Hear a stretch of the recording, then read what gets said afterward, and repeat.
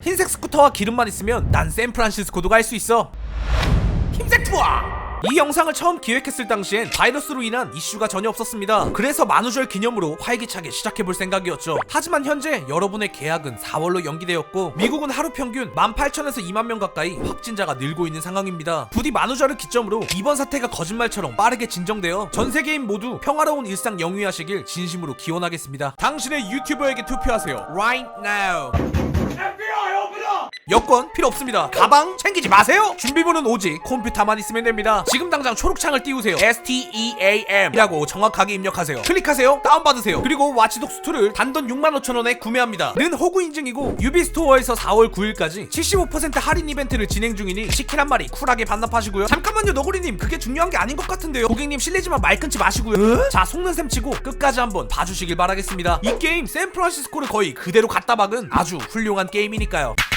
베이커비치. 베이커비치는 2012년부터 공개 누드가 금지되었지만 별로 단속이 심하진 않다고 합니다. 그래서 대부분의 현지인들은 전과 똑같이 늘 훌러덩 벗고 해수욕을 즐긴다고 하는데요. 실제 후기를 찾아보니 비치발리볼 하는 할아버지가 엄청나게 덜렁거리셨다는. 네, 너무나 궁금해서 참을 수가 없었습니다. 바로 흰색 스쿠터를 몰고 베이커 해변으로 향했죠. 하지만 기대했던 것과는 달리 굉장히 평범한 모습이었습니다. 한가롭게 배드민턴을 치고 있는 커플과 사람을 보고도 피하지 않는 건방진 갈매기, 그리고 여유롭게 해수욕을 즐기고 있는 사람들이 있었죠. 디바올라인? 안 그래도 요즘 사회적 거리두기로 인해 어디 여행도 마음대로 못 다니실 텐데 이참에 게임을 통해 베이커 비치에 가서 답답한 마음을 시원하게 풀어버리시는 것도 한 가지 방법이 될 수 있겠네요.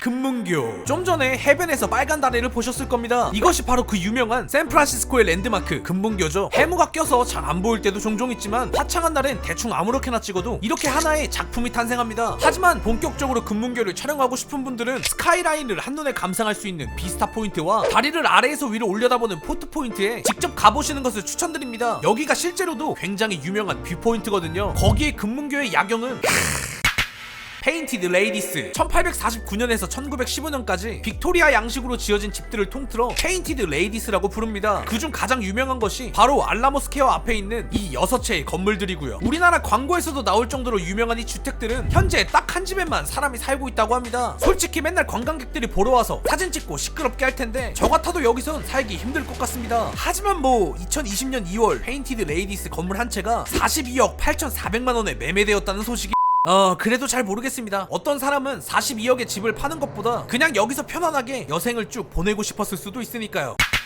차이나타운. 샌프란시스코의 차이나타운은 북미에서 제일 오래되었습니다. 그리고 아시아를 제외한 지역 중에 가장 큰 타운이죠. 랜드마크인 드래곤 게이트를 지나면 점심 먹기 딱 좋은 섬섬 딤섬집과 약초를 판매하는 상점을 볼 수 있습니다. 그런데 좀 더 검색해보니 차이나타운에는 스퀘어라는 곳도 있더라고요. 그래서 혹시나 하는 마음에 주변을 찾아봤는데 바로 부금 틀게요.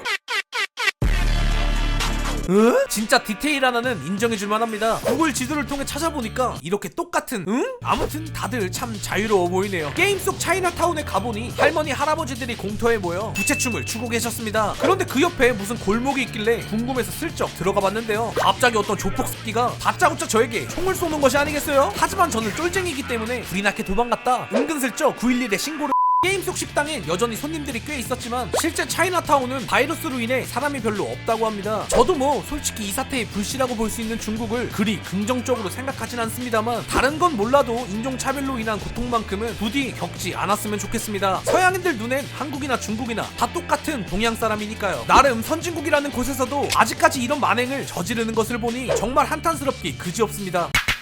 재팬타운. 이것은 일본이 미국과의 원만한 관계를 위해 선물한 평화의 탑입니다. 랜드마크가 얼마나 중요한 것인지 일깨워주는 건축물이기도 하죠. 돈도 얼마 안 들이고 기억에 선명하게 남는 장소를 만든다는 것은 관광지 개발할 때 확실히 참고할 만한 사항이라고 생각합니다. 솔직히 우리나라도 마음만 먹으면 다크투어 쪽으로 발전시킬 수 있는 곳이 굉장히 많은데 보통 시장만 거창하고 끝이 흐지부지한 경우가 많더라고요. 개인적으로 가보고 싶은 방공호가 꽤 많은데 관계자분들 혹시 보고 계신다면 저 좀 불러주세요. 진짜 무료로 열심히 홍보해드리겠습니다.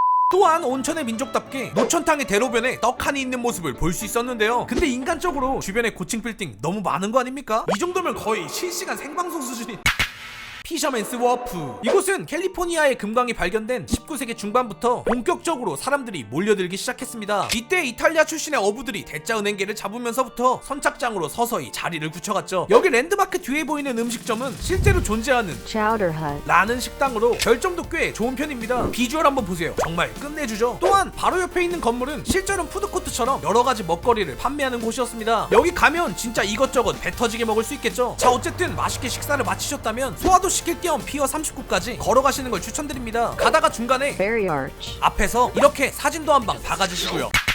피어 39. 좀 전에 말씀드렸다시피 이곳은 게잡이와 그 요리로 유명하기 때문에 피어 39의 랜드마크는 엄청나게 큰 개 모양의 조형물입니다. 하지만 이곳의 명물은 뭐니뭐니 해도 일광욕을 즐기고 있는 바다사자 무리인데요. 정말 너무나 반가운 나머지 같이 놀고 싶은 마음에 바다로 한번 뛰어들어봤는데 역시나 다 도망을. 자, 어떻게 이번 힘센 투어가 유익하고 즐거우셨는지 모르겠습니다. 만약 마음에 드셨다면 비용은 카드 말고 계좌이체로 신한은행 110-346-181 농담이고 구독, 좋아요, 알람 설정으로 내주시면 감사하겠습니다. 그럼 오늘 하루도 건강하게 보내시고요. 항상 시청해주시는 여러분들 정말 러브합니다. 다 같이 말해볼까요?